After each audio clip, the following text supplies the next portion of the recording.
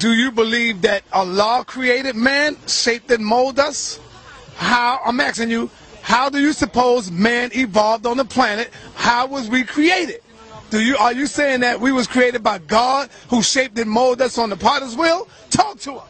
According to the teachings, there's never been a time when man was not. But in order to understand that, we got to go into the idea or the conversation about what is your understanding of a man. How was man created? Through the mind. Your mind conceives of an idea. When you was coming up, you had no children. But somewhere in your mind, you decided that you wanted children. And that idea stuck with you. And you begin to understand that in order to produce this idea, you had to have a woman. And once you got that woman, you and that woman had to create motion. And in creating that motion, the gravitational pull of the movements that you were making draw the idea, which was an atom.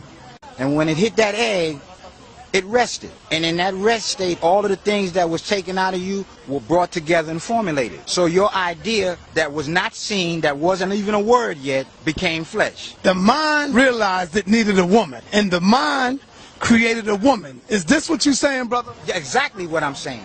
Otherwise, tell me where she came from. How can man be created through the mind when the mind is not here yet? Where is the mind at? That's what I'm looking for. The mind has always been. There ain't never been a time when the mind was not. How else do you have anything?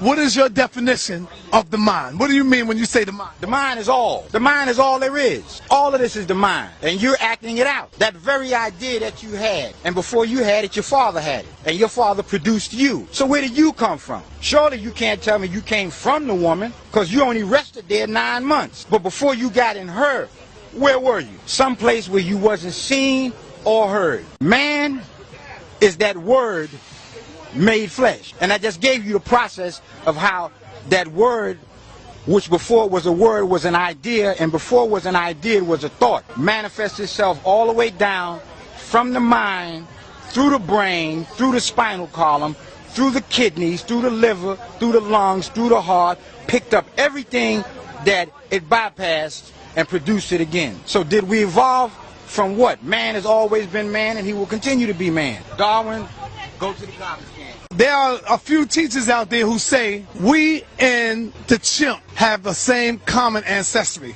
We and the ape have a same. They're not saying we come from the ape, but they're saying we do share the same common ancestor. How do you disprove that? The chimp is a graft or clone from the monkey, and the monkey is a graft or clone from the gorilla. So they all share their common ancestor. Don't we share 98% of the same DNA?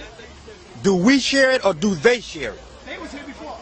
How could he be here before you? Who named him? If he was here before you, who named him? Who named the sun, the moon, and the stars? Who named the constellations and the galaxies? How the hell are you going to tell me something was before man? Ain't nothing before man.